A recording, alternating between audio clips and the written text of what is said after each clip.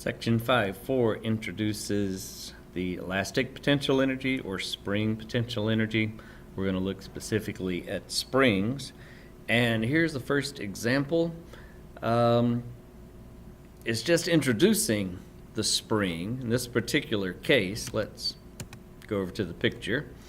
Find the spring constant K, assume the surface is frictionless. So here, it's not a dynamic problem. We're not trying to find the final speed. That'll be an example coming up. Here we just want the spring constant. Spring constant is a measure of the stiffness of the spring. And the problem tells us that, well, let's see, the object is pulled back 17 centimeters from the zero, from the equilibrium position.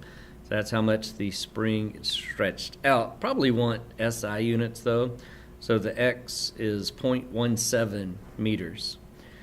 And when the mass is located at the 17 centimeters, the force on it, here we're showing in the one-dimensional problem the X component of the force, and if to the right is the positive direction, this force should be negative. And we're given the fact that it's negative 8 newtons. And now we want to find the K of the spring. Shifting over, repeating the picture very quickly here so that we can then add a little bit of math to it. If we grab Hooke's law, the force is proportional to the displacement of the mass, the amount of stretching.